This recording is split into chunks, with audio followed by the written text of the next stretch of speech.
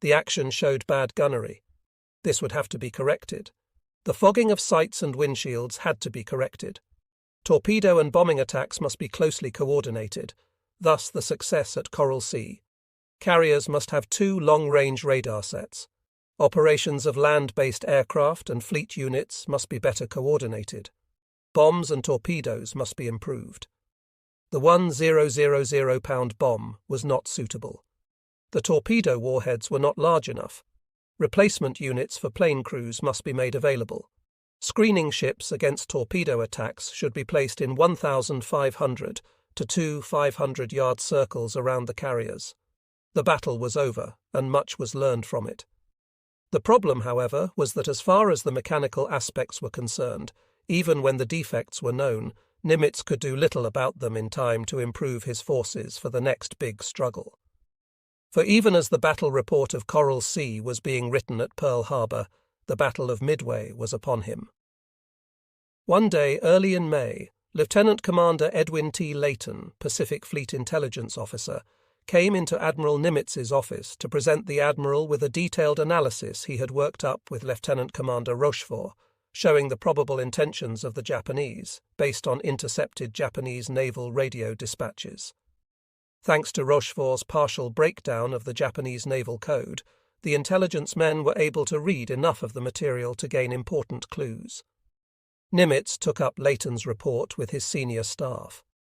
What Dremel and Pai had feared from the beginning seemed to be materializing: a Japanese move into the western and northern Pacific. The analysis was imperfect, and there was room for doubt.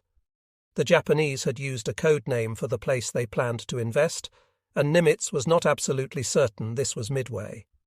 He made a test. In the clear, he sent a message that indicated that Midway was short of water. A few hours later, the Japanese indicated that the place they would attack was short of water.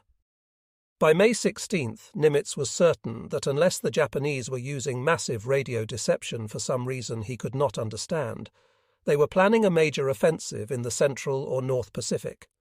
Specifically, he feared, the attack against Midway and a raid on Oahu around the first week in June. What was to be done? The striking force must be used. That force now was down to 3 carriers, one of them injured. Perhaps the carriers could be assisted by a battleship covering force, but the pre-war battleships were very slow, and although Admiral Pai was a brave and intelligent officer, these battleships would need very strong protection from lightships if it was worthwhile at all to move them out from the west coast. The problem was to get Halsey into Pearl and out again, with his 2 sound carriers, and to bring the Yorktown back and get her repaired in time. King, perhaps sensing that if the forces at Pearl Harbor were lost, he would have nothing else for West Coast protection, decided against the use of the battleships in the coming struggle. Layton was queried and queried again, and he said he would stake his reputation on the accuracy of his reports.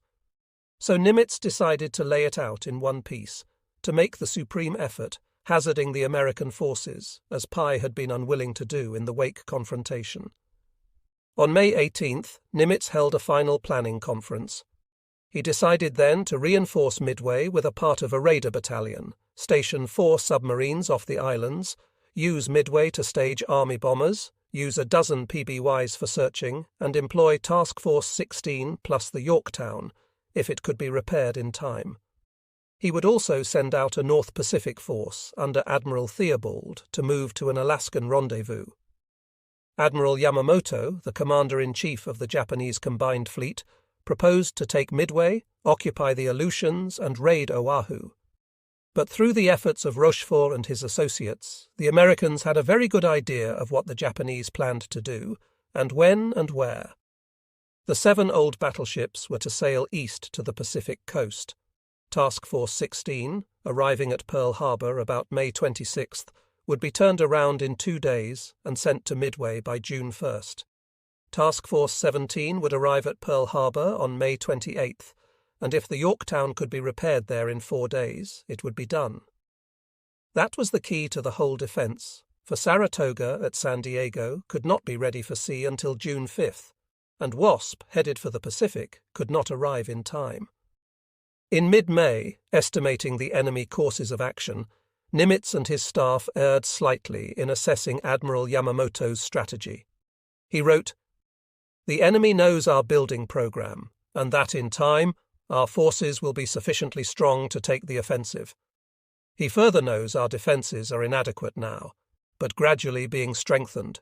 Hence, from the time factor alone, such operation should be conducted, at the earliest possible time.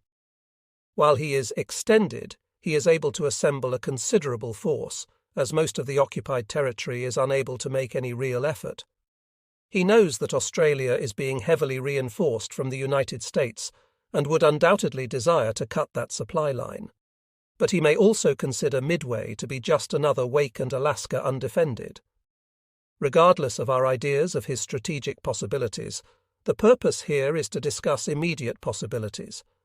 Japanese Admiral Isoroku Yamamoto had become so worried about the increasing activity of the American fleet in the south that he proposed an action that should destroy that fleet. His worries were based on what Halsey, Fletcher, Brown and Fitch had accomplished in their raids, and on Yamamoto's knowledge of the United States' industrial potential.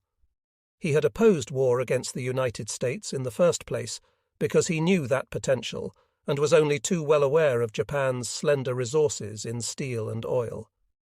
While the rest of the empire and much of the naval high command basked in the happy glory of success, Yamamoto warned that unless he could knock out the American fleet, there was going to be trouble. Within 2 years, he said, the balance of naval power would shift to the United States unless the American fleet could be put out of action in 1942. Yamamoto proposed then to occupy Midway Island, and also the Aleutians, and thus pose the double-barreled threat to the United States of enemy forces in their very backyard. He suggested that such occupation, along with the destruction of the American fleet, would make the government of the United States negotiate a peace that would leave Japan free to expand in China and the waters of the Pacific Ocean. One of the deciding factors in persuading the Naval General Staff to Yamamoto's view was the Doolittle-Tokyo raid in April. The General Staff agreed to a 4-point plan for 1942. June, capture Midway, Adak and Kiska. July, invade New Caledonia and Fiji. July, stage carrier strikes on Australia. August, send the combined fleet to strike Johnston and the Hawaiian Islands. Perhaps it was just as well that the real intentions of Yamamoto and his men were unknown, and that the Japanese striking power was underestimated.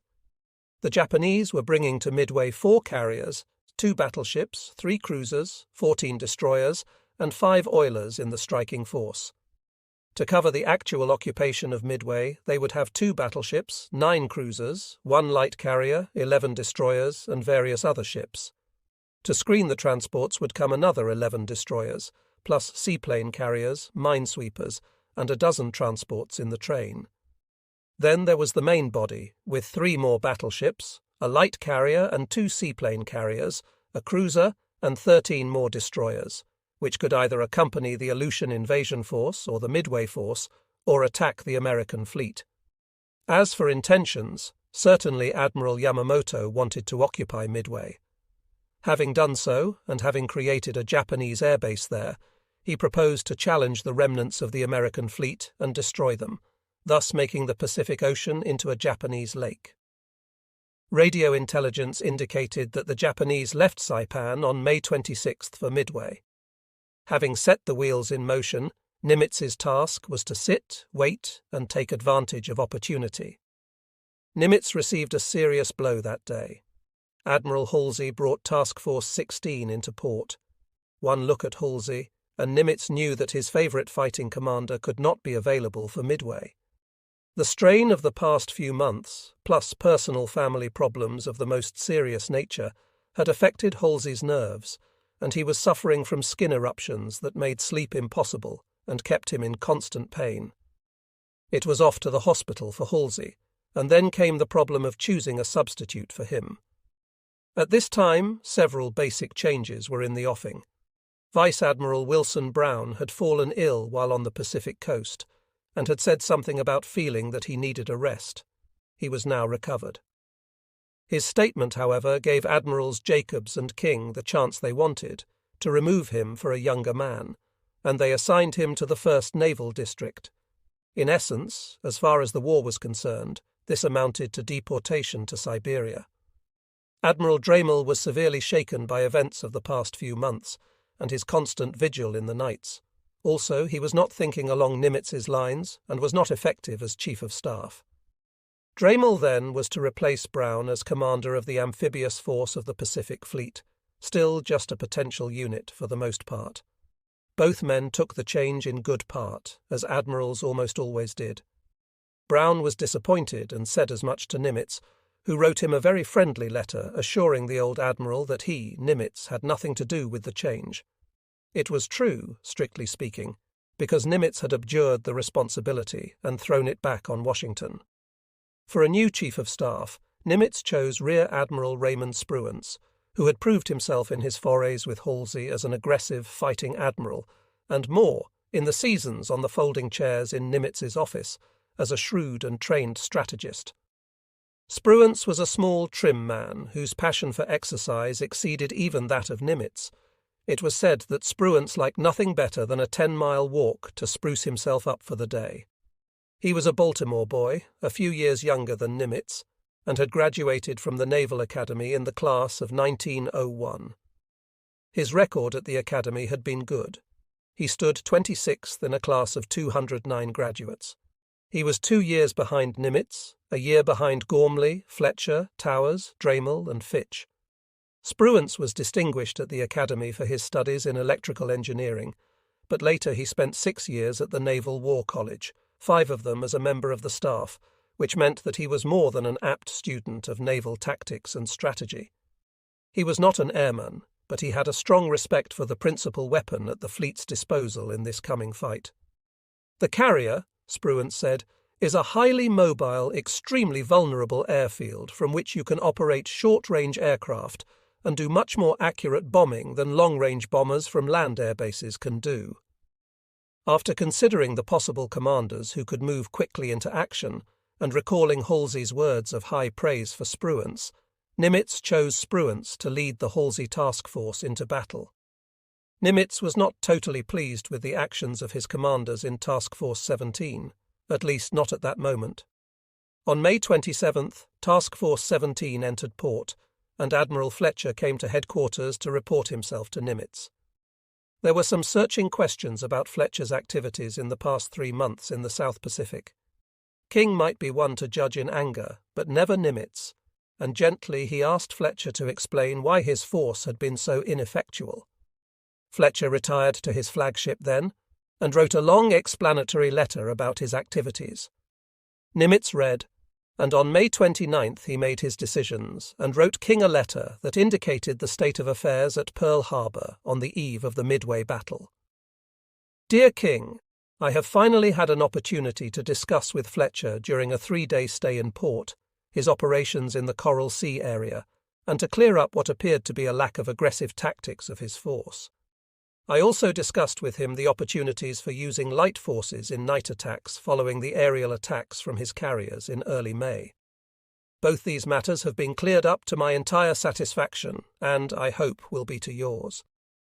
The long delay and apparent lack of aggressive tactics can be charged partly to lack of sufficiently reliable combat intelligence upon which to base operations, to the necessity for replenishment of fuel and provisions, and to the replacement of defective leak-proof tanks in fighter planes. I hope and believe that. You will agree with me that Fletcher did a fine job and exercised superior judgment in his recent cruise in the Coral Sea. He is an excellent sea-going, fighting naval officer, and I wish to retain him as a task force commander in the future." Nimitz noted that Halsey was sick, but thought it was only a temporary indisposition. "He is in the best of spirits, full of vim and vigour, and anxious to get going again. But he does need a short period of rest.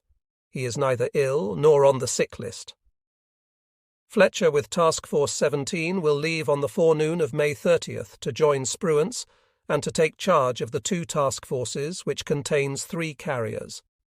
I have not yet separated Task Force 16 into 2 task forces, each with a carrier, but expect to do so after these operations are over, At this time, it is essential that our organization be stabilized as much as possible. The Yorktown was docked yesterday for inspection and repair of a minor leak. When she leaves tomorrow, the 30th of May, she will have a full complement of planes and will be in all respects ready to give a good account of herself. We are very actively preparing to greet our expected visitors with the kind of reception they deserve, and we will do the best we can with what we have. We are thankful for the many contributions now coming in from the Army. To offset the bad news about Halsey, there was good news about Yorktown. Although Nimitz had underestimated the damage so as not to worry King, the carrier really was not too badly hurt, and could be put in service by May 29th, if dry-docked to patch oil leaks and reinforced internally. Some 1,400 men poured into her and worked for 2 days and nights, doing a reconstruction job that Admiral Fitch had estimated would take 3 months. Fitch, by the way, backed Fletcher's actions in the South Pacific all the way. Later, Admiral J.J. Clark was to write that Lexington could have been saved if only Fletcher had sent off planes he had on deck, which could have intercepted the Japanese attack on the other carrier. Clark, who had once been executive officer of the Yorktown, was critical of Fletcher and Captain Elliot Buckmaster. Fitch's comment, "He was not there." On May 28th, Admiral Spruance left Pearl Harbor with Task Force 16, which consisted of the carriers Enterprise and Hornet, with 6 cruisers and 9 destroyers. 2 days later, Admiral Fletcher came out in the reconstituted Yorktown with 2 cruisers and 6 destroyers. Nimitz had shown his faith in Fletcher by putting him in charge of the operation. "You will be governed by the principle of calculated risk," Nimitz wrote in his orders to the 2 commanders, "which you will interpret to mean the avoidance of exposure of your force to attack by superior enemy forces without good prospect of inflicting greater damage on the enemy." Nimitz had suggested that they move to a point northeast of Midway, where they could flank the Japanese as they came in from the northwest. Spruance and Fletcher agreed. Spruance arrived in the area, about 200 miles northeast of Midway, on the morning of June 1st. Fletcher arrived the next afternoon. Both forces had fueled before meeting, and were probably as ready as they would ever be for action. They were very careful.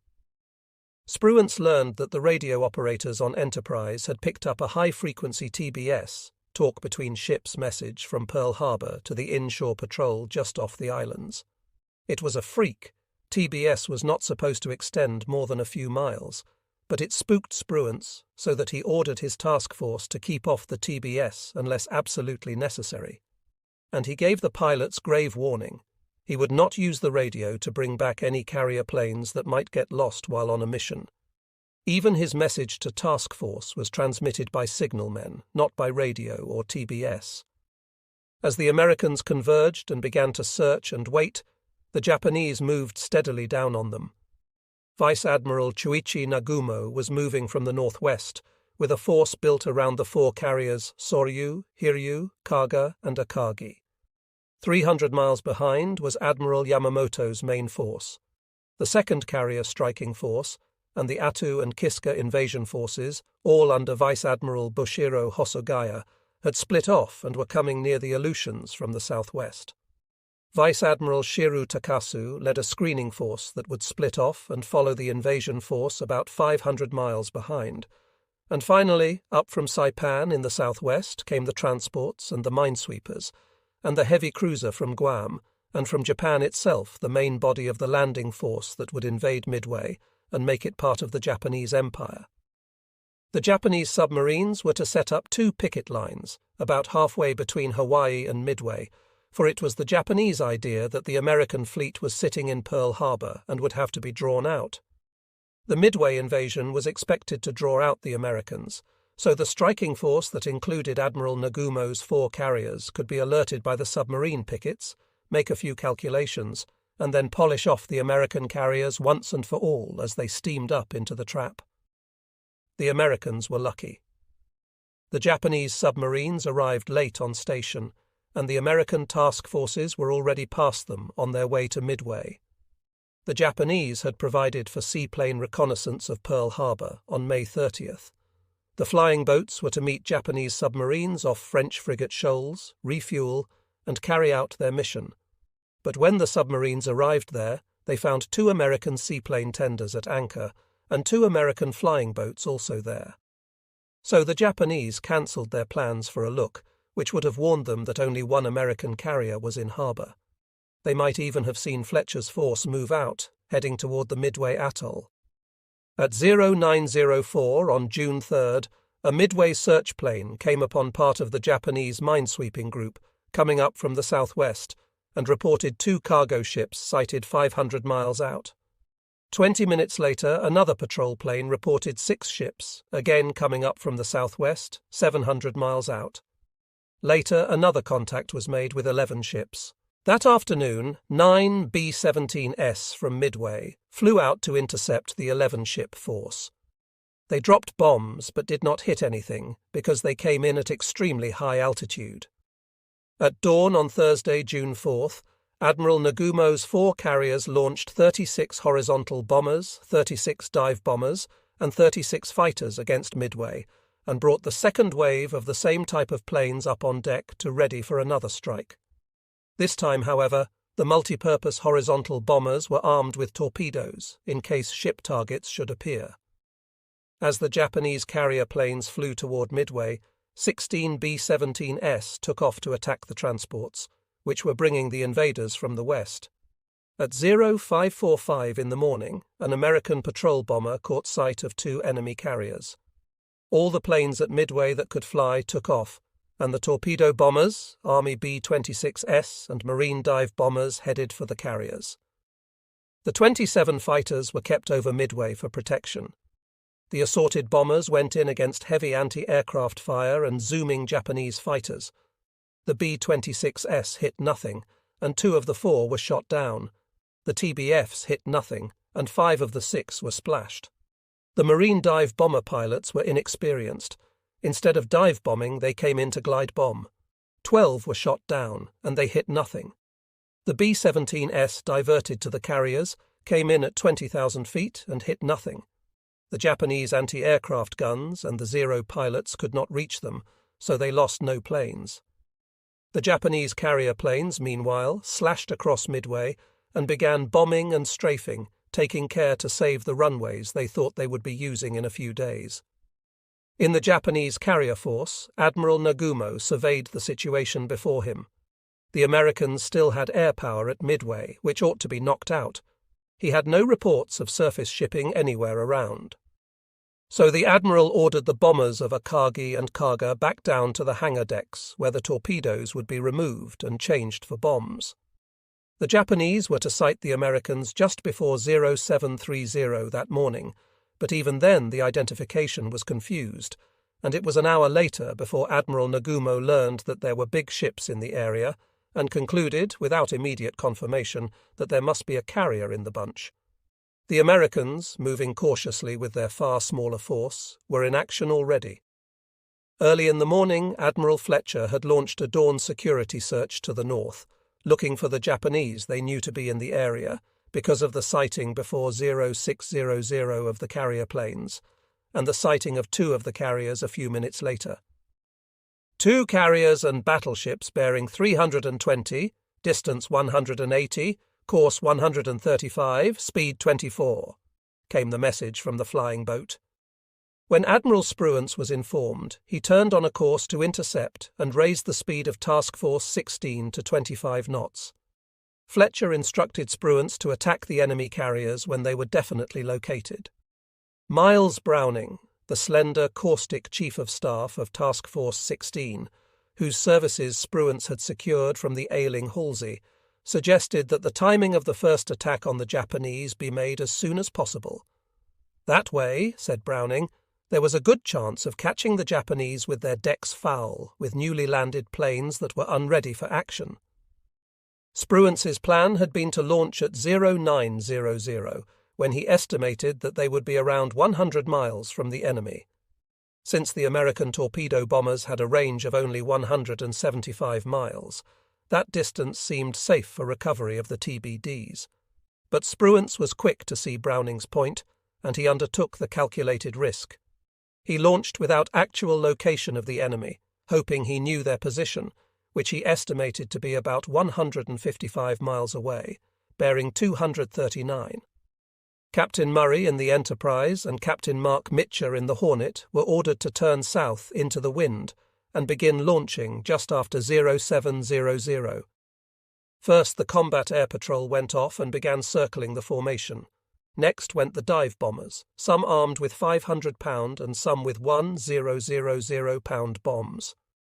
The torpedo planes took off, followed by fighters that were to escort the slow torpedo bombers to the target and protect them.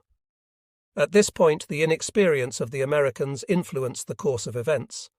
About 20 minutes before the last planes were launched, the presence of the American ships was apparently discovered by a Japanese search plane. That would account for the turn of the Japanese carriers off the course on which they had been spotted earlier. Spruance then ordered the dive bombers from Enterprise to go ahead of the torpedo planes and fighters and hit the carriers. This decision put an end to the coordinated attack that had been planned, but Spruance was more interested in surprise. Task Force 17 was operating independently and launching its planes as well. But as the planes began to search the expected area, they did not find the Japanese, who had changed course. First to find the enemy were the planes of Torpedo Squadron 8, which had flown off Hornet. In the morning confusion, the Enterprise fighters accompanied the Hornet torpedo bombers instead of their own, and then lost touch even with these bombers. So Torpedo 8 suddenly found itself in sight of the enemy, with no protection. Lieutenant Commander John C. Waldron, the leader of Torpedo 8, finally saw the Japanese as he was running low on fuel. He reported the contact and asked permission to withdraw and refuel before attacking. But Spruance and Browning aboard the flagship knew the importance of surprise in a carrier battle. The reply was negative. "Attack at once!" was the order. Without fighter protection, low on fuel, knowing how the deck was stacked against him, Waldron headed in. The weather was good, the visibility was excellent. The whole approach was made at low altitude, in complete view of the Japanese and their deadly Zero fighter planes. The squadron was in 2 divisions. First came 4 2-plane sections, then 2 more 2-plane sections and 1 3-plane section. Lieutenant Commander Waldron headed for the southernmost of the carriers until he saw the mushrooms of the anti-aircraft fire. Then he turned to the central carrier. When they were about 16,000 yards out, the Zeros came down onto the deck and the slaughter began. Ensign G.H. Gay, a Naval Reserve officer, was flying one of those TBDs in the last section of the 2nd Division. As Gay moved toward the target, he heard an anguished voice from his gunner. He had been hit. Gay went on in, dropped his torpedo at 800 yards, and it missed, like all the other torpedoes of Torpedo 8. He pulled up over the bow of the carrier and turned sharply into her wake, but then a Zero dived down and an explosive shell carried away his left rudder control. A bullet struck. This report is contrary to the legend of Waldron's heroic sacrifice. It is, however, documental. See notes. Him in the left arm, and a fragment hit him in the left hand. He took the plane down, made a crash landing, but the right wing carried away and the plane began to sink. He had no time to rescue his radio man before the plane went down, leaving the ensign treading water. The rubber boat in its bag had floated clear, and so had a black cushion from the bomber compartment. Gay inflated his life jacket, grabbed the boat bag and held it, and covered his head with the black cushion so the Japanese would not see him. Several Zeros zoomed low, but he was not observed. Ensign Gay then had a ringside seat at the arena where the Kaga, the Akagi, and the Soryu were performing. At first it was quiet, except for the landing of Zeros on the carriers. He noted, with the interest of a professional, how the other fellows did it, coming in on long approaches from straight astern with long intervals between planes. And then the action began. Hornet's dive bombers had found nothing and went empty-handed to their carrier when they ran low on gas. Enterprise's torpedo planes found the Japanese at about 0930, but their attack was more successful than that of Torpedo 8, only in that 4 of the 14 TBDs managed to get back to their carrier. There were no hits, but the very ineptness of the American attack worked in its favor this day, for the Japanese grew careless, and their fighter cover was pulled down low above the sea by the chase for the lumbering torpedo bombers. As the TBDs flamed into the sea, Enterprise's dive bombers were searching for the enemy. They did not find the Japanese where they expected them, but an accommodating Japanese destroyer led them to the carrier force, and they sighted the enemy at 1005. The torpedo bombers had accomplished two other useful feats in their sacrifice. They had caused the carriers to maneuver constantly during this critical period, and their brave gestures against the impossible odds they faced had given the Japanese a certain contempt for the American weapons, if a definite respect for American willingness to die. The Japanese had watched the B-17S come in like little specks in the stratosphere and drop their hopeless bombs. They had watched the clumsy tactics of the ill-trained marine bombers and the misses of the B-26S too. Suddenly, however, down screamed the dive bombers of the Enterprise. Ensign Gay, who was watching from his wet ringside seat, said that most of them did not even seem to be using their dive flaps, for they came in at very high speed, dropped their bombs, pulled out just above the water, and sped away. Kaga and Akagi were just getting ready to launch their planes for a strike, when the bombers began scoring hits. In a moment, Gay saw flames arising from the flight decks, and billowing black clouds of smoke dirtied the blue sky. Soon Akagi was a wreck, and Admiral Nagumo transferred his flag to the cruiser Nagara. Then the Yorktown dive bombers found the carriers and attacked Soryu. The torpedo planes suffered the fate of the squadrons of the Hornet and the Enterprise. Only 2 of a dozen returned to the Yorktown, but the dive bombers started several fires on Soryu, and not one dive bomber from Yorktown was even damaged, so thorough was the confusion of the Japanese. Spruance was elated with the performance of Enterprise and Yorktown, but much less pleased with that of the men of Hornet.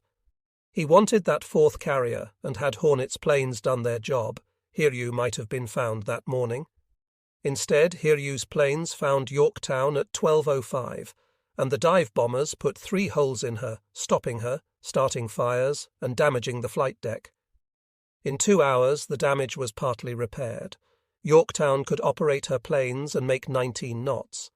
But a few minutes after she launched her second strike, Hiryu's torpedo bombers came in and put 2 torpedoes into the carrier, jamming the left rudder and giving her a list that soon stood at 23 degrees. Admiral Fletcher moved his flag to the cruiser Astoria.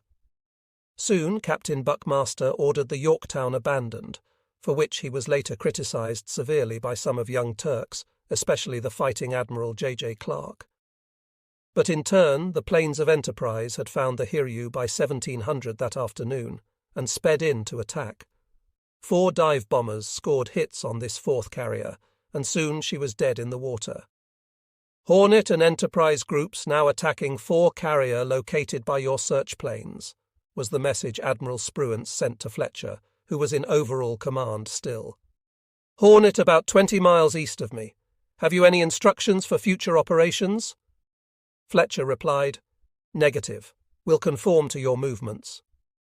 Thus, a gallant Admiral Fletcher, knowing the battle was virtually won, turned tactical command and the chance for glory into the hands of his subordinate, because Spruance's primary weapons, the carriers, were intact and ready to fight, while Fletcher's own major weapon was out of action.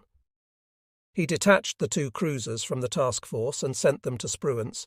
He would keep the destroyers and attempt to salvage the Yorktown. After the first attack on Yorktown, her planes began landing on the Hornet and the Enterprise, and served in fact as replacements for the many that had been lost in the day's action. Some of these were lost to enemy action, many to force landings when their fuel ran out. After recovering all the aircraft from the attack on Hiryu, Spruance headed east, away from the enemy. He knew that out to the west was the enemy, a powerful force, more powerful than his own, perhaps. Here is the way Spruance spoke of his decision immediately after the battle. After recovering our air groups following their second attack, Task Force 16 stood to the eastward, southward and back to the westward during the night. I did not feel justified in risking a night encounter with possibly superior enemy forces, but on the other hand, I did not want to be too far away from Midway the next morning. I wished to have a position from which either to follow up retreating enemy forces or break up a landing attack on Midway. At this time, the possibility of the enemy having a 5th CV, fleet carrier, somewhere in the area, possibly with his occupation force or else to the northwestward, still existed. In fact, Admiral Yamamoto wanted a surface engagement. He believed there was only one American carrier and that it was out of action. When Admiral Nagumo began to withdraw, Yamamoto relieved him and put Vice Admiral Kondo in charge of the striking force. Kondo moved toward Midway to make a night bombardment, but later that mission was cancelled and the Japanese retired to the northwest. At daybreak, Task Force 16 was moving west at 15 knots. The weather was very bad. The submarine Tambor made the first report of the Japanese, sighted 90 miles west of Midway. Early that morning, trying to avoid the Tambor, the Japanese cruisers Mikuma and Mogami collided, and then headed slowly away from the action toward the repair station at Truk. Spruance was looking for the enemy. As the weather cleared, he learned that one group was west of Midway and the other group was northwest. He chose the northwest group to chase. It contained, he understood, the crippled carrier and 2 battleships, one damaged. All he found that day were 2 small ships, apparently destroyers. The planes took a night landing, and one crashed in the water astern of Enterprise because of the pilot's unfamiliarity with the technique. The crew was saved, and all other planes made it aboard the 2 carriers, although sometimes landing on the wrong one. That second night, Spruance headed west. I figured the enemy DDs, destroyers, would report our attack, and that he might either get the protection of bad weather ahead, or else change course to the westward to head for Japan and to throw us off. Next morning, the search planes found 2 groups of Japanese ships southwest of the task force, about 40 miles apart. They had found Mogami and Mikuma, and dive bombers sank Mikuma that day and damaged Mogami so badly that it took 1 year to repair her when she reached Truk. Identification by the pilots was so faulty that they believed Mikuma was a battleship. But what difference? The victory was completely glorious. The reason, Spruance indicated, was the uncertainty of American knowledge about the dimensions of these Japanese ships. Before nightfall, he questioned the pilots of 2 photographic planes and came to the conclusion that the sunk ship was a cruiser of the Mogami class, a pretty good guess. She was definitely larger than the other cruiser accompanying her, Spruance said. Mogami's bow had been torn off in the collision with Mikuma, and that was the reason for the wrong conclusion in her case. Meanwhile, on Saturday, June 6th, a Japanese submarine torpedoed the Yorktown, sinking her and the destroyer Hamon, which was alongside, taking away some of the glory. Admiral Yamamoto, still hoping to salvage some shred of victory from his inglorious defeat, attempted to lure Spruance into the range of the shore-based Japanese aircraft at Wake Island. By the end of the day, Spruance's force was running low on fuel, and he also felt that he had pushed his luck about as far as was sensible. The Japanese shore-based planes had a range of 600 miles from Wake, and he was determined to stay outside the 700-mile circle. He sent back destroyers and found himself with only 4, not enough to screen his carriers against the Japanese submarines known to be in the area. So Spruance turned east, and the Battle of Midway came to a close. At Pearl Harbor, Nimitz and his officers had been waiting eagerly for the bits of news as they came in. On June 4th, Nimitz said, "It may be the greatest sea battle since Jutland." If the outcome was as unfavorable to the Japanese as he hoped, it might end their expansion in the Pacific. Nimitz was worried, however, because the total destruction of Torpedo 8 symbolized what had happened to the American fleet that day. The United States had lost a large percentage of highly trained pilots who would be hard to replace. The Japanese, of course, had lost far more, the pilots and air crews of nearly every plane of the 4 carriers. The bite of Midway would be felt by the Japanese Naval Air Force throughout the rest of the war. On the second day, Nimitz issued a conservative communiqué about the victory.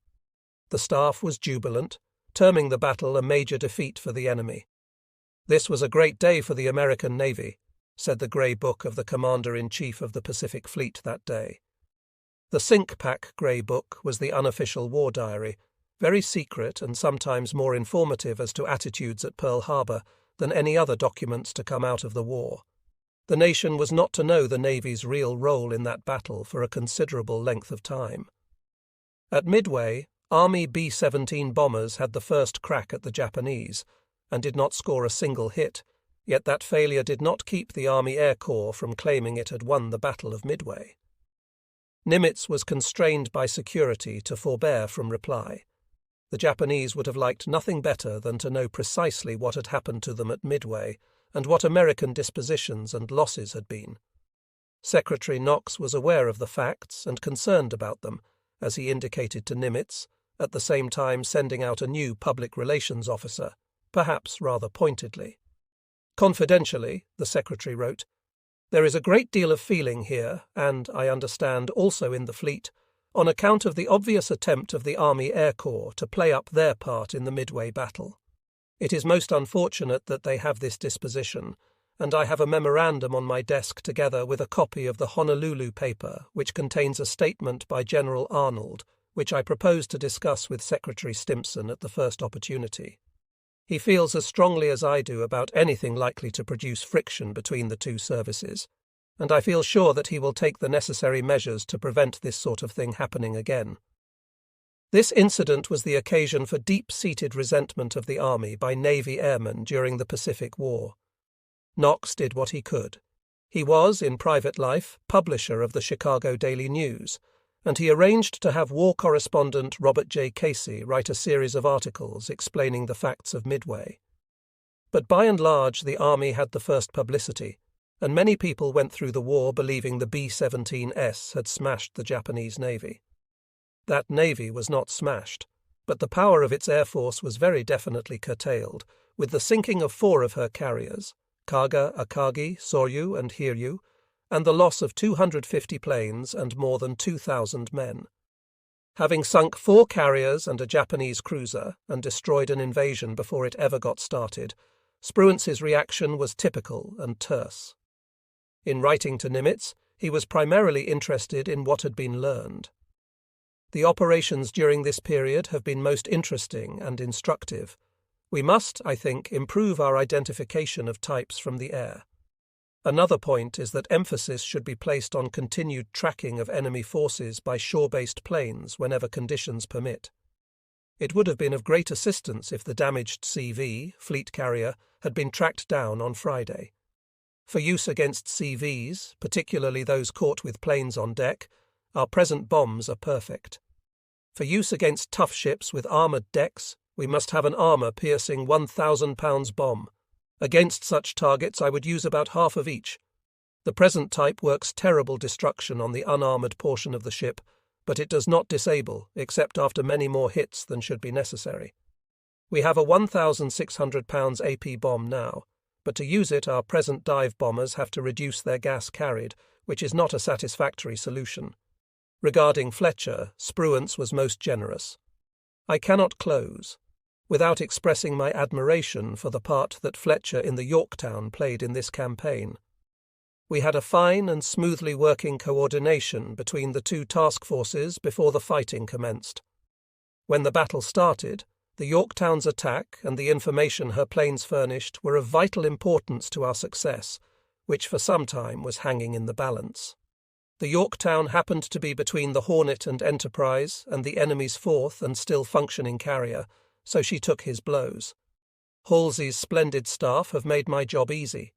I appreciate more than I can tell you the fact that you had sufficient confidence in me to let me take this fine task force to sea during this critical period. It has been a pleasure to have such a well-trained fighting force to throw against the enemy.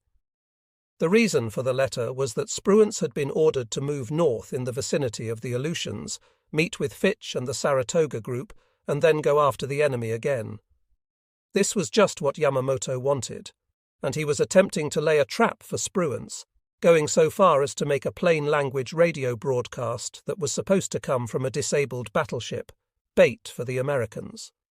But since Nimitz had begun to suspect the existence of a trap and ordered Spruance back to Pearl Harbor, the effort came to nothing. In a way, the Midway battle had been a make-y-learn cruise of the First Order, for 2 commanders had learned a great deal about carrier operations. Admiral Mark Mitcher came home in the Hornet with a number of ideas. America needed something to compete with the Japanese Zero fighter, he said. American fighters should have the same fuel capacity as the planes they escorted. Radio silence had been broken on the fighter director circuit. Again, he added a plea for IFF equipment, along with other advice. In his official report, Spruance added that ships unsupported by fighters are easy prey to carrier air attack, which seemed obvious, and that a carrier air group that had suffered heavy losses in action should go ashore to train and receive replacements, meaning the supply of replacement air groups, which was not nearly so obvious. When the action report of the Battle of Midway, some 3 inches of single-spaced typed paper with diagrams and photos, was completed, Nimitz studied it and made some comments for the eyes of Admiral King, matters of gravest importance to the future of naval operations in the war. He advocated the procurement of B-17S and B-24S for the Navy, as better planes than the PBYs for continuous tracking under conditions where enemy air is present.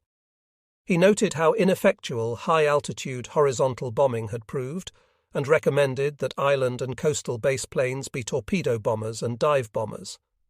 He recommended the supply of the Marines with Army-type planes for use from shore bases, instead of the carrier-type planes with their built-in limitations. He noted the lack of coordination of dive bombing and torpedo plane attacks, which cost most of the American torpedo planes. He also noted that the TBD planes in use are fatally inadequate for their purpose. The loss of the brave men who unhesitatingly went to their death in them is grievous. He asked for long-range carrier fighters to protect the better TBFs.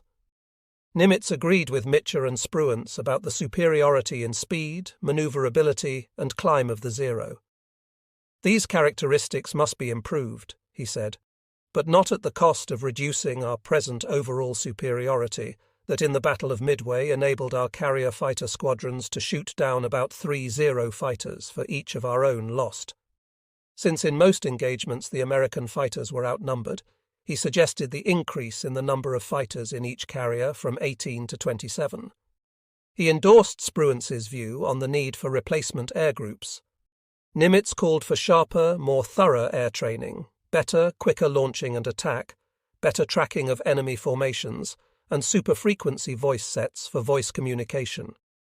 He called attention to improved communications, improved gunnery. Some crews have been in enough battles to consider themselves seasoned veterans.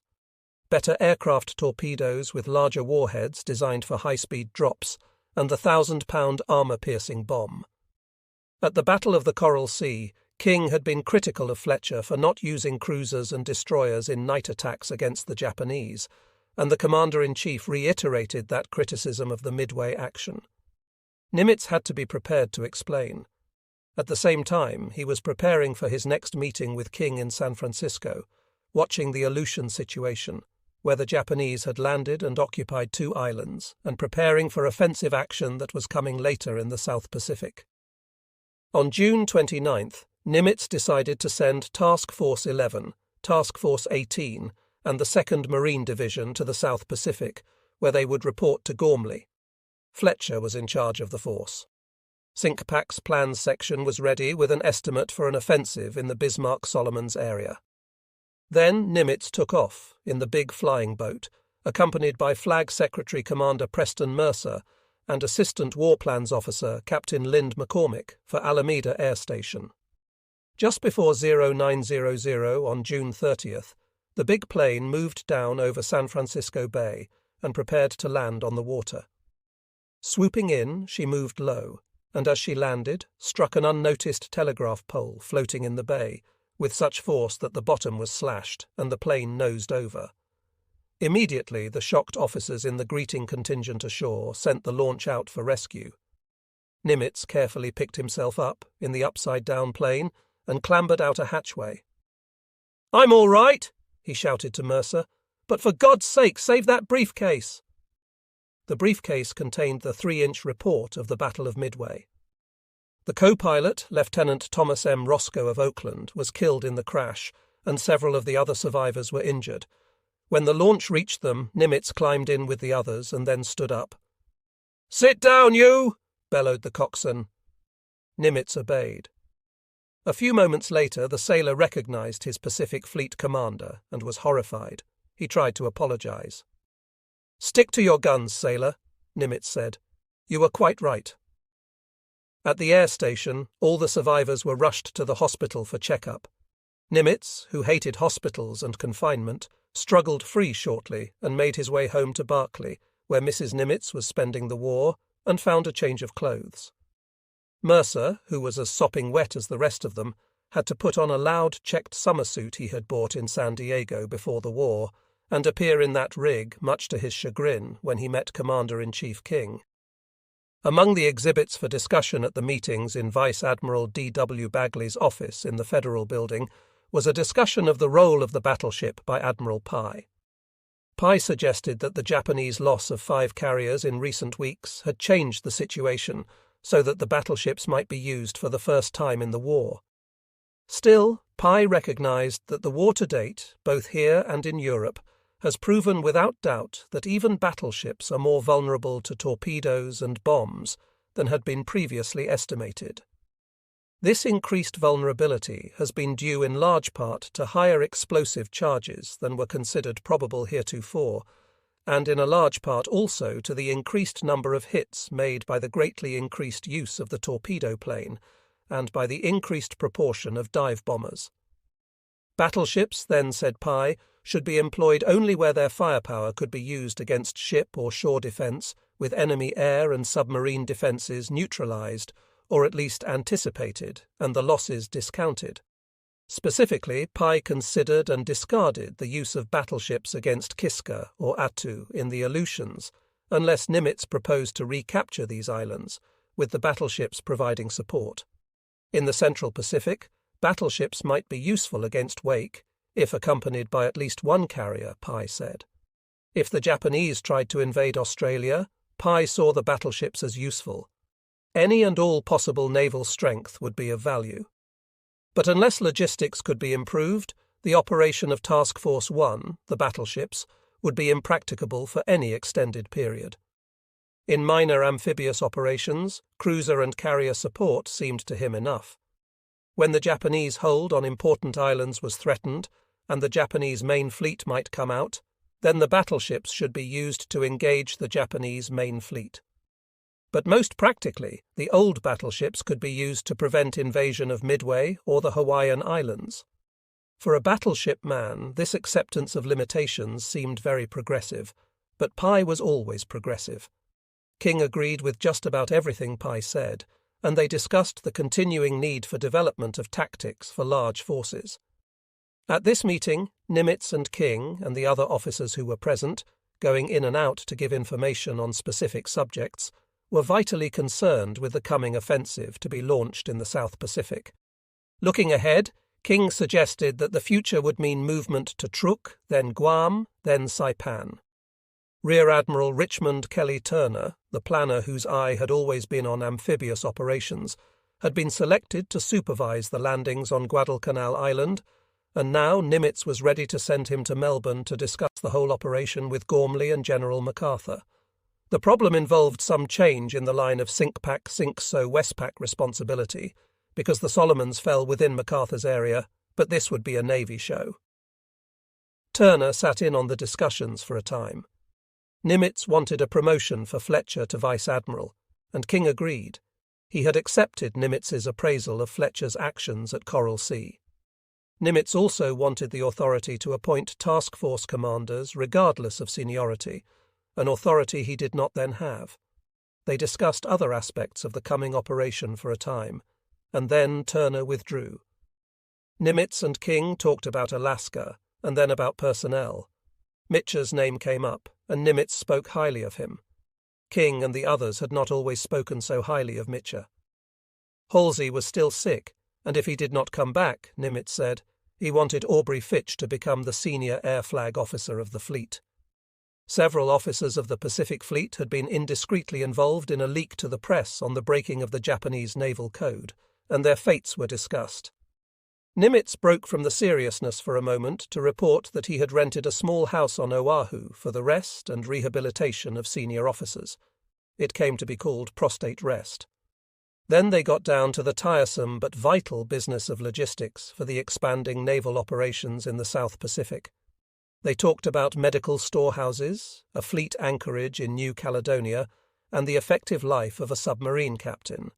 A captain could be expected to hold up for 3 or 4 full patrols, about a year, before needing a prolonged rest. Nimitz asked for more tankers, and this request was discussed in full. The problem, as always these days, was balancing the absolute needs of the Pacific Fleet against the growing demands of the war in Europe. It has been a fearful period of anxiety for us all, Secretary of the Navy Frank Knox wrote to Mrs. Knox on June 6th, as the Battle of Midway ended victoriously for the Americans. The outcome will seriously affect the whole war situation in the Pacific.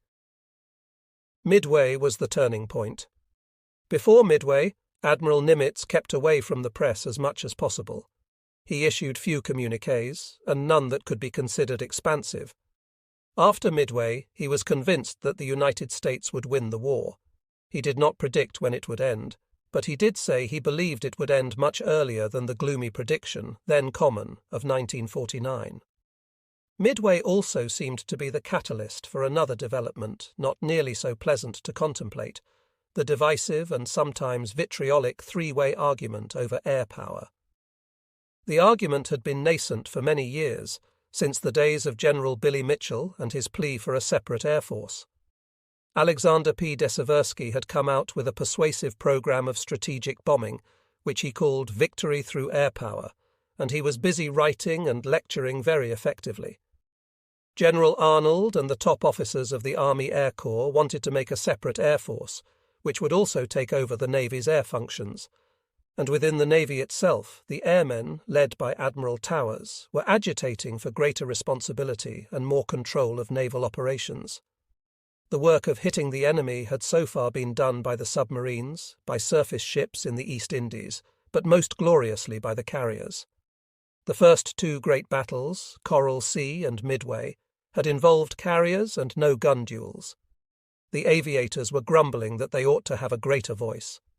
Halsey was still sick, and McCain was working as commander of aircraft in the South Pacific, and the aviators did not regard him as one of them either, because he too was in his 50s when he had learned to fly. Nimitz had inherited an aviation officer, Captain Arthur C. Davis, but the aviators did not consider this nearly enough recognition. Actually, Nimitz was alive to the problem and was already working toward solution. In June, before he had gone to meet with King in San Francisco, Nimitz had made that request to the Commander-in-Chief for the authority to assign force commanders regardless of relative rank. It could be argued, and was by the aviators, that Admiral Fitch should have been in command of the task forces at the Wake Relief Expedition and at Coral Sea, when he was subordinate to Fletcher. Fitch was more acceptable to the young aviators than any other Pacific admiral, for he had taken air cadet training in 1929, when he was 46 years old, and had commanded the seaplane tender Wright, the aircraft carrier Langley, the Naval Air Station at Hampton Roads, Patrol Wing 2, the Lexington, Carrier Division 1, and finally the Air Task Force in the Pacific. Fitch was also thoroughly acceptable to non-aviators, for he had served in battleships, destroyers, mine-layers in the Navy Department, and he had taken the senior course at the Naval War College. He had not been in command at either battle because he was junior by a few numbers to his classmate Fletcher, and it was Navy rule to make the senior officer the OTC, Officer in Tactical Command. I foresee that such a situation may arise in which I will desire to designate a task force commander who is junior in rank to the commander of the cruisers in the force, Nimitz had written King, and he was pressing for this concession. McCain had written Nimitz from the South Pacific about the air situation he faced. He wanted an Air Corps Brigadier General, if he could get one, to assist him in air operations. He was planning bases at Efate and Espiritu Santo, and waiting for Army bombers to come in to assist his force.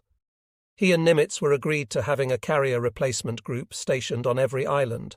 McCain said the entire Pacific to the Philippines. In a letter to Nimitz, he said, Jove never hurled a thunderbolt as destructive as a split-second trained carrier group, vied Lexington pilots. McCain complained about the supply and administrative problem. The letter came in during the Midway operations. By the time Nimitz was able to answer it, the victory had been won. I regard the entire operation as a wonderful example of coordination and utmost determination by all concerned, Nimitz said. Our aviators bore the brunt, but decidedly not in vain. Nimitz was concerned with overall air policy, agreeing with McCain that Army aircraft in the South Pacific should be permanently assigned to various bases. It is most fallacious to expect in emergency, except with rare good luck, to have time to move aircraft to threatened points and get them organized for effective employment. He wanted to get naval aircraft down to McCain as soon as possible, but the shortage of pilots and planes was still dogging him. The situation should soon improve, but the demands for new aircraft, combined with losses of carrier aircraft in action, still have us operating on not much more than a shoestring. It was a serious letter, but Nimitz found time to include a poem, one that he said was slipped under the cabin door of one of our cruiser captains during the last phase of the Battle of Midway. It purported to be a dispatch from the Japanese Commander-in-Chief, 2nd Fleet, to the Commander-in-Chief, 1st Fleet. It read, "Send aid, send it fast. Have lost face, am losing ass." Nimitz was very much concerned about air, obviously. In July he wrote to Secretary Knox calling for new and better planes both for the carriers and for the land-based marine pilots. We have learned many lessons, in particular that all our planes do not fill the bill best in the world, at least in the Pacific. In our development of airplane types, we have probably been heavily influenced by the picture in Europe. The little Japs, however, got down to cases, and planned specifically for their local problems. Thus they have long-range land-plane fighters for escort, and seaplane fighters for work among the atolls, both of which have shown marked usefulness and superiority for the job at hand. In these categories we are decidedly lacking. Again, in the case of the Zero fighter, the Jap has sacrificed various qualities in order to obtain the highest performance and maneuverability. In this case, since I am positive that we must retain such features as tank and armor protection, we can only outdo the enemy by very superior designing. At this time, Nimitz was also concerned about a cloud he saw shaping up on the aerial horizon. Just after Midway, Captain Logan Ramsey of Patrol Wing 2 wrote a secret letter to Nimitz, supplementing the official report of air operations by Midway-based forces during the battle. Broadly speaking, Ramsey said, Army air units operating from Midway were distinctly below Navy standards in efficiency, resolution, initiative, and devotion to duty. There was an exception, the squadron led by Lieutenant Colonel Walter Sweeney, and Ramsey suggested that Sweeney's performance was good because he had been working with the Navy during the 6 months just past at Oahu. One Army failure cited by Ramsey was bad navigation. Nimitz found, however, that this was a problem of communications. The Army used a different grid system from the Navy's. Much more serious was the problem of bombing from high altitudes, as high as 30,000 feet. Only Colonel Sweeney's planes had come close enough to the enemy ships even to be damaged by anti-aircraft fire. On June 6th, despite the known lack of enemy air opposition, some B-17 squadron commanders would not take off until they had replenished their oxygen stocks, which would not have been needed below 15,000 feet. Ramsey said he was convinced that, had the B-17S operating from Midway on June 5th and 6th been manned by personnel up to the standard of the Navy patrol plane crews, few, if any, enemy ships within 600 miles of Midway would have been able to escape. Ramsey had given no hint of these opinions to Army people, and the Navy officers had tried hard to smooth over many difficulties. Brigadier General Willis Hale had left Midway on June 3rd, stating that he intended to make the strongest representations to Nimitz and others about the excessive demands being made on the B-17 crews during the battle. His departure, said Ramsey, averted the great danger of rupture of inter-service relations. As if the problem of Army-Navy air relations was not thorny enough, the Navy aviators now began kicking up their heels. Someone in Navy Air planted a story in the Washington Post criticizing the Navy for sending out task force commanders who were not experienced in carrier operations. The criticism obviously referred to the use of Spruance at Midway and Fletcher at Coral Sea and Midway, for neither was an aviator.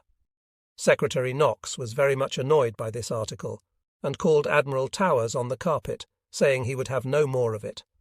The most ebullient and ambitious of the aviators, however, continued in their contentious ways. Nimitz had greater worries in the Air Department, with the South Pacific offensive very definitely on. In June, the Pacific Fleet received its first reinforcements. They included the carrier Wasp, the new fast battleship North Carolina, the heavy cruiser Quincy, and 7 destroyers. Nimitz was then able to reorganize his carrier task forces. Fitch had Task Force 11, and if Halsey did not come back, he would soon be made senior air officer. Fletcher had Task Force 16, Mark Mitcher had Task Force 17 with the Hornet, and Rear Admiral Lee Noyes, a classmate of Fitch and Fletcher, had Task Force 17 with the Wasp. General MacArthur had said that if the Navy would give him the ships, a couple of carriers, a task force, an amphibious division, and a handful of bombers, he would capture Rabaul. King had opposed the idea and remained steadfast for the Solomons invasion, and that was where the offensive was going. On July 5th, Nimitz received a piece of intelligence that put the whole program in high gear. The Japanese were beginning to build an airfield on Guadalcanal. Its completion would seriously hamper all of King's plans. And so King made one of the major decisions of the war, ordering the seizure of Tulagi, Guadalcanal, and Santa Cruz Islands. Nimitz had the operation order out and in Gormley's hands by July 10th. By this time, MacArthur had his own navy, under Vice Admiral Arthur S. Carpenter, chief of what would become the 7th Fleet, but would not be involved in this operation. Here is how the command would stack up. Gormley would be in command, in charge of strategy, but would not be in the field. Fletcher, who had just been made a Vice Admiral, Rear Admiral Richmond Kelly Turner, who had been agitating for a sea command since the beginning of the war, would supervise the amphibious operations against the islands. Major General A. Vandergrift of the Marines would head the troops ashore. McCain's planes would operate from landing bases in his area. MacArthur would offer aerial and submarine support from the Southwest Pacific. By July 7th, 3 of the 4 task forces were committed to the Tulagi operation, as the Japanese continued to land troops and workmen on Guadalcanal for their airfield. Nimitz was as busy as a midshipman on his first cruise, occupied with logistical problems, command issues, and the responsibility of shoring up all his other defences so the Japanese could not sneak in and attack him when he was not looking. He felt particularly exposed at Midway and moved to strengthen that position. The problem was still that there was so little to work with, and it was needed in so many places.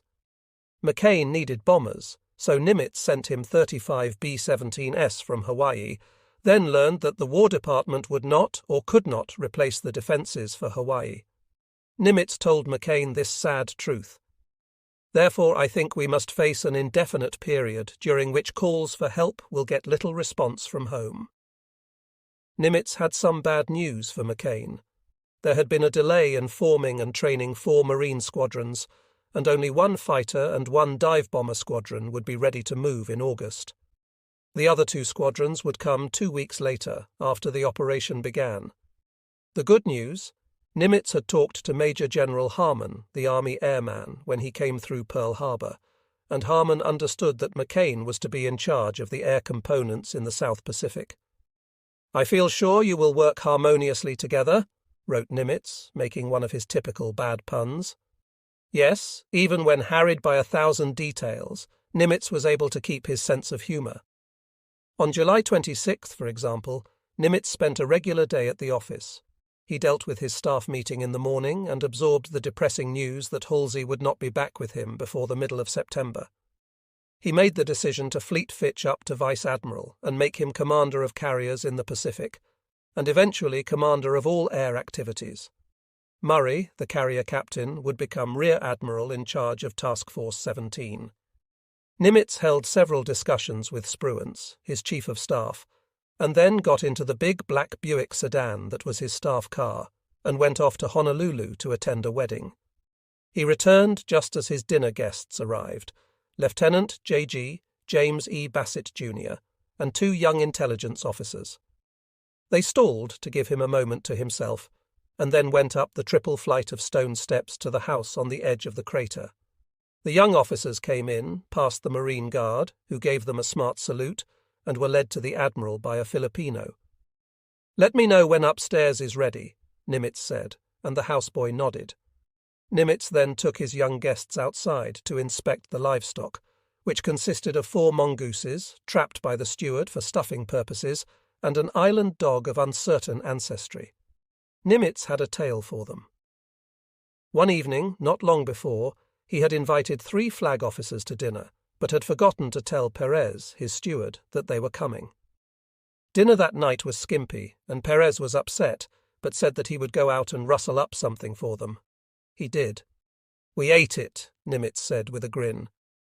Next morning a mongoose, stuffed, appeared on the sideboard in the dining room. "We never knew," the Admiral said. As Nimitz finished the tale, in came Perez to announce that upstairs was ready, and the Admiral asked his juniors if they would like a drink. They walked by the Admiral's work table, a drawing board set on sawhorses, where he toyed with Pacific area charts. "Hobby," he laughed as they passed. Then they went to the second deck and to a small blacked-out room at the head of the ladder. In it stood 5 small straight chairs and a desk. On the desk were a bucket of cracked ice, a bottle of bitters, slices of lemon and orange, a jar of maraschino cherries, and a tray of canapes. The Admiral sat down and looked at his guests keenly from beneath the white brows. "Bourbon or OK?" he asked. Bassett asked for bourbon. The others took OK, which was okulehu, a very strong Hawaiian liquor. Nimitz made the drinks and handed them around. "Luckily," Bassett said later, "we had been warned about the boss's cocktails, so we hadn't fortified ourselves beyond a small beer base or mattress for what followed." They had a second drink, strong as a mule's kick, and then Admiral Spruance came in. He picked up a cup of tomato juice, which was waiting for him, and added a pinch of salt. Nimitz asked him if he wanted a dash of oak. "No," Spruance said. "I don't think OKE would be good. Causative and curative in one drink. No, not good." With the drinks, they talked, and Nimitz proved himself a fine host and commander, talking on the level of his junior officers.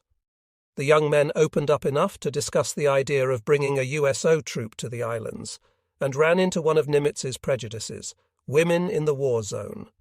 "Well," he growled, "when Emmons, the Army General in command of Hawaii, gives out a signed statement that he figures this place is safe enough so that non-essential people don't have to leave, then I'll OK these movie stars coming out, but not until—" They talked of the 9,000 young men of Japanese ancestry on the island. Nimitz said he thought they ought to be in uniform, sent to Africa or some other fighting front where they would not fight Japanese. "They're good fighters," he said. The discussion came to Japanese submarines.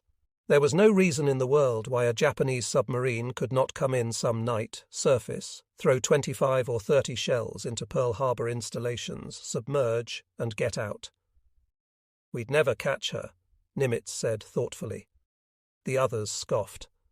"I could do it," Nimitz said. Spruance again demurred. "We don't know whether the Japanese are capable of it," he said. Nimitz grunted. "Hell, we don't know what their submarine motives are. I think they're more interested in reconnaissance than sinkings." Just then, another Filipino mess boy appeared at the head of the ladder and nodded. Nimitz nodded back, and they tossed off the last of their cocktails and went down the ladder. Dinner was beef stroganoff, Nimitz having just received the recipe from one of his daughters on the mainland. Then came the dessert, which was avocado ice cream. "I could have done without that," Bassett said. After dessert came coffee and cigarettes, and Nimitz began telling stories. He told a story about 3 Chinese girls who wanted men with dragons on their chests. He told a tale of the young marine parachutist who was going to make his first jump. The boy was scared, but his sergeant told him not to worry, just to pull the ripcord and everything would be all right. If the chute didn't open, the Marine was to pull the ripcord on the emergency chute, and then, when he came down, he would be met by a station wagon and taken back to camp. So the Marine jumped. He pulled the first cord, and nothing happened. He pulled the second cord. Nothing happened. He looked down. "I'll bet that damned station wagon won't be there either," he said. Nimitz laughed at his own stories, and then told the young men confidentially that his wife had warned him when he achieved flag rank that he would have to stop telling those awful stories. And he laughed again at himself. Then he was on another topic. The young officers had been out driving past Nunnacooley and had seen the soldiers in the field, stationed in the Algaroba patches, out in no man's land. They said they were sorry for them. Nimitz frowned. "Soft, they're soft. They've got to learn to be hard. They're not having trouble. Only think they are. We're going to be here a long time, and they'd better get used to it." They talked shop a bit, Bassett suggesting that the Navy Department in Washington was taking away the play from the Pacific, with its Washington datelines, notes of origin. Nimitz smiled at that. "We've got bigger things to worry about," he said. "After we sink 4 more carriers, then you can publish anything you damned please." The talk continued, friendly, frank talk, until 9 in the evening. Then Nimitz pushed back his chair. "Let's get a breath of fresh air," he said. Spruance and the younger men followed the Admiral outside. They breathed deeply and looked up at the pale moon for a few moments, and listened to the pumps that were dredging mud from the harbour into Makalapa crater. "Sounds like rain on a tin roof, doesn't it, Ray?" asked Nimitz. Spruance nodded. "We'll sleep well with this going on." "Homey?" Spruance nodded again. The younger men sensed that it was time to go. As they left, Bassett asked one last question. "I understand you read a lot at night, sir?" Nimitz grinned. "Yes, I do. I read from 3 until 5 every morning." "When do you sleep, sir?" "Well, I turn in at 10 and sleep till 3. Then I catch another wink from 5 till 0645. The young men turned, waved, and walked down the drive in the moonlight, Bassett saying to himself that here was his Admiral, a human, likeable, hearty, zestful, kindly man, the best of any flag officers I have ever met. And Nimitz went to bed. With his clear eyes, regular features, athletic figure, and square jaw, Raymond Ames Spruance was almost a motion picture representation of the perfect naval officer. He was saved from caricature by his shyness, his intellectuality, and his immense ability as naval strategist and tactician. This new Chief of Staff to Admiral Nimitz was precisely what a fleet commander would demand. He was agreeable without being obsequious, shy without being retiring, businesslike to a point of irritating visitors, and totally dedicated to the job at hand. As Chief of Staff, Spruance was responsible for organisation of all the detail of the command, and he was on top of it. He had always been on top of everything, it seemed, from the days of his youth, when he had not 1 but 2 appointments to the Naval Academy, having won competitive examinations in Indiana, where his family lived, and in New Jersey, where his grandmother lived. At the academy they called him Sprue. He was 26th in his class academically, and totally undistinguished in the extracurricular activities of the midshipmen. He was so shy that as it came time to characterize him for the lucky bag, the class yearbook, the editors were hard put to find anything outstanding except that characteristic, and his devotion to duty. His class of 1907 was divided into 3 sections, and Spruance was actually graduated in the fall of 1906. He went to the battleship Iowa as a passed midshipman, served creditably but without distinction, was promoted to ensign in 1908, and promptly asked for special duty as a postgraduate student of electrical matters at the General Electric Company in Schenectady. Wireless was new, and that was what he studied. For the next few years, Spruance served in battleships and cruisers as a junior officer in engineering. His first command was the old Bainbridge DD-1 in the Asiatic Fleet at Olongapo in the Philippines. As the senior officer afloat, he was commander of the destroyer division, which included DDs 1, 2, 3, 4, and 5. The Bainbridge, according to a shipmate, Carl Moore, was the first torpedo boat destroyer in the American fleet, a development from the old torpedo boats. She was 440 tons, with a speed of 28 knots, and she had 2 3-inch guns and 4 torpedoes aboard. She was powered by 4 boilers with reciprocating engines, reciprocating forced draft blowers. She was also a coal-burning, dirty, miserable little tub. 5 years earlier, Ensign Nimitz had served aboard her sister ship, DD-5, the Decatur. Matters had not changed very much since, at least not for the better. In the interim, the destroyers had earned a reputation as rough, tough ships. The officers, said Carl Moore, who was an ensign in those days, were dissolute, drunken, crooked, the darndest bunch of people you've ever seen, and demoralized completely by life in the Asiatic station. Several of them had Chinese aboard that weren't enlisted. They'd picked them up in Hong Kong or Canton or someplace, and they brought them down to the Philippines and wouldn't let them off the ship because they'd be arrested immediately if it were known. Spruance already had a reputation in the fleet as a quiet, solid officer who knew his way around. He was sent in for one task, to straighten out this bunch of roughnecks and bring the destroyer division back into the Navy. So bad were affairs that one night when Spruance moved the division to Cavite, the captain of Nimitz's old ship, the Decatur, was dead drunk in his bunk, and Spruance had to send Ensign Carl Moore over to move the ship. He was efficient, and he began whipping the division into line. Socially, in the Philippines, Spruance was a drag. His younger officers got him invited to picnics and sailing parties and dinners, but he could not shine. He was absolutely incompetent at small talk. Moore and the other junior, Ralph Haxton, insisted that Spruance accompany them on their jaunts, and little by little they broke him down. The girls called him Priscilla Prudence, but they did it behind his back. It was not too long before Spruance was actually enjoying the company of girls, but there was one difference. The others drank, sometimes to excess. Spruance did so only once. The morning after a big dinner party ashore, Ensign Moore found his commanding officer in bed with his mackintosh and sea boots still on. That was the one time.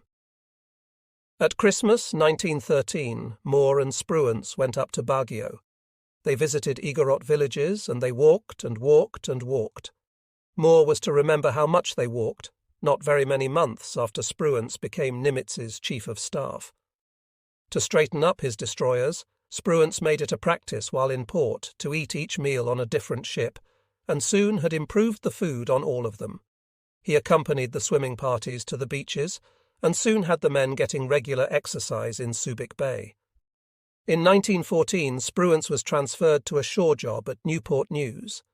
His title was Assistant Inspector of Machinery, but soon he was supervising the electrical work aboard the new USS Pennsylvania, and when she was finished, it was not long before he went to her as Assistant Engineering Officer. Here, Lieutenant Commander Spruance met Lieutenant Richmond Kelly Turner, and they became good friends. Electricity was Spruance's specialty. He went to the New York Navy Yard as electrical superintendent. He was promoted to commander and went to London to supervise installation of electrical fire control systems on the ships of the 6th Battle Squadron. There he took transport duty as executive officer of the Agamemnon, and later was commander of the destroyer Aaron Ward.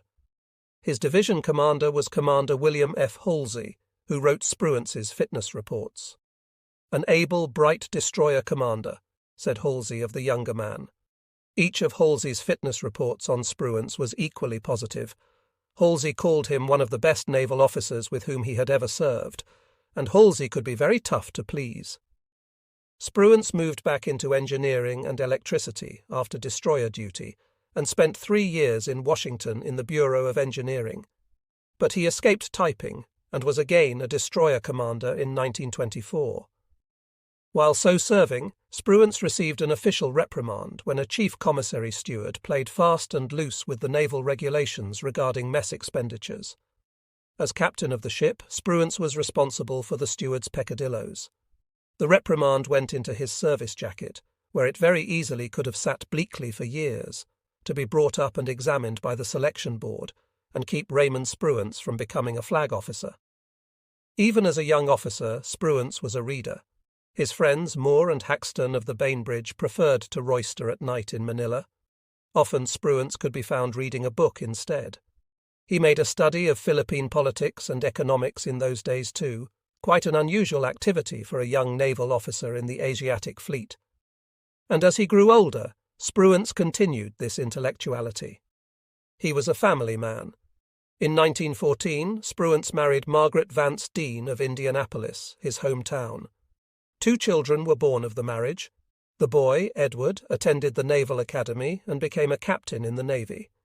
The girl, Margaret, married a naval officer, Gerard S. Bogart. In 1926, Spruance took the family to Newport because he had been selected to attend the senior course of the Naval War College. And here he studied strategy. After 10 months, he was graduated from the course and went to the Office of Naval Intelligence for a 2-year tour. He then became executive officer of the USS Mississippi of the Pacific Fleet. In 1931, Spruance was selected to become head of the tactical section, teaching at the War College. There he rejoined his friend Carl Moore, who became Spruance's assistant. They lived in houses 100 yards apart, and their families became friends. During this tour, Richmond Kelly Turner came up to the college to take the course. Turner proved himself a good tactician, but one with a temper. One day they were simulating a battle, and Turner was in command of a squadron of destroyers, fighting another squadron. Carl Moore was the umpire, and he knew how many shots were fired by Turner's destroyers and how many by the enemy, and, according to the board, what damage they had done. Turner and his opponent knew only the damage to their own ships, which they could figure from the position charts. Suddenly Moore turned to Turner. "All your ships are sunk," he said. "Oh, for Christ's sake!" shouted Turner in disgust, and he refused to believe it. Moore finally had to chase Turner off the board. "Then I indirectly just bawled the hell out of Turner," he said. The next day Turner came around and apologized. During this tour, Moore and Spruance decided they would take their wives up to northern New England in the fall to see the autumn leaves at the height of their golden glory. It was raining in Newport, but they thought the weather would be better farther north and inland, so they drove to Hanover, New Hampshire. They arrived just as the Dartmouth Holy Cross football game ended, and discovered that they could not even get up Hanover's main street to ask for accommodations at the Hanover Inn, and then they found that they could not find a place to stay in all the little town. Finally, they found tourist rooms at Plymouth, stayed overnight, and went on the next day. They drove up Mount Washington, where the others froze in their heavy coats, but Spruance seemed comfortable enough in his light raincoat. As they drove back down the mountain, Moore, Mrs. Moore, and Mrs. Spruance were thinking only of stopping at the bottom for a hot meal and a cup of coffee to assuage the pains of the rain and the sharp winds on top of Mount Washington. At the bottom of the mountain they found a little restaurant and went in. Moore ordered a warming meal, and so did the ladies. Spruance ordered a cream cheese and olive sandwich and a glass of milk. That was his lunch, a sandwich and a glass of milk, and he was not going to change his routine. In the house on Macalapa, Spruance developed other routines. He did not care much for liquor, but he was a connoisseur of coffee. When the American forces moved into the New Hebrides and New Caledonia, Spruance learned that those places were celebrated for their coffee. He had several bags of green beans sent up to Pearl Harbor to the house on the hill. There the houseboys took charge, except that Spruance supervised the roasting, the grinding, and the brewing of fresh ground coffee beans for breakfast in the mornings. The stuff was so strong that some tender souls, such as Admiral Nimitz, tried it once and never again. Spruance scoffed at such flowers, and each time an important visitor turned up, he would give him a cup. These attentions resulted in many a burned tongue, and many memories by visitors of their café clutches on Macalapa. Soon the coffee and the walks, and his reputation for integrity, began to make the Chief of Staff a legend, comparable to those of Nimitz and Halsey, among the men of the Pacific Fleet. It was the time of the Kona weather at Pearl Harbor. The offices in the submarine base were hot and sticky, the fans scarcely stirring the flies that traced tiny lines in the dust on top of the filing cabinets. Early in the still morning, the officers trooped down to the headquarters, each to his desk or cubicle. Nimitz moved into his office with the big steam pipe rising next to his chair. Spruance was nearby, in an office where he stood at his desk, a special one rigged for him. There was no chair in the office. Visitors came in, stated their business standing, and were quick to move on to some place more comfortable and congenial. Spruance was all business when he was in his office. Nimitz had a tendency to amble around headquarters in spare moments, dropping in to chew the fat with his officers. One day he might stop for 10 minutes at the operations office, pause in the door, and discuss affairs of the day. Or he might go to the public relations office and stop in the threshold, as if he were waiting for an invitation to come in. Then he would start talking. One day he stopped to talk to Commander Drake and Lieutenant Bassett, and they got to discussing the code names that were used at headquarters in talking about places and objectives in the Pacific. "Take Truk," said Nimitz, grinning a mild grin. "That should be called cojones." And that, of course, was because cojones was what Nimitz proposed to have the Japanese by one of those days in the future. The staff was still small and homogeneous, most of the staff officers still those holdovers from the Kimmel Command, who had by now adjusted themselves to the easygoing yet demanding ways of Admiral Nimitz. Without a visible exception, these officers admired their boss. His unruffled disposition, his thoughtfulness, even his stern admonitions when necessary, all endeared Nimitz to his staff.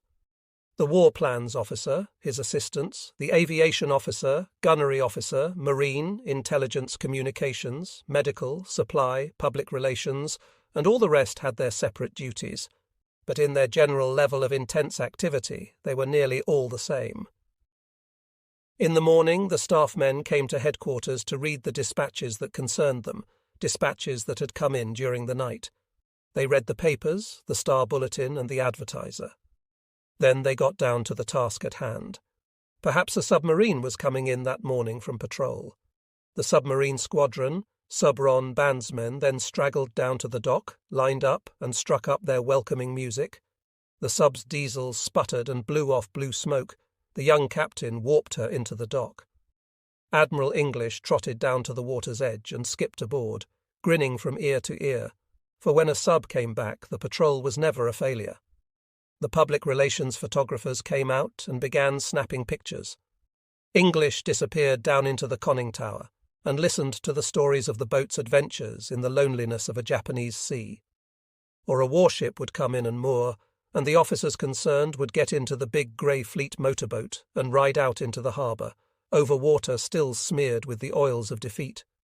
The launch would twist its way through the anti-torpedo nets and go alongside. The officer would climb the gangway, ask for the captain, and step into his cabin for a cup of coffee. Then, later that day, the captain would come ashore and pay his duty call on Admiral Nimitz, who would question him gently but thoroughly about his operations, what he had seen and done, and why.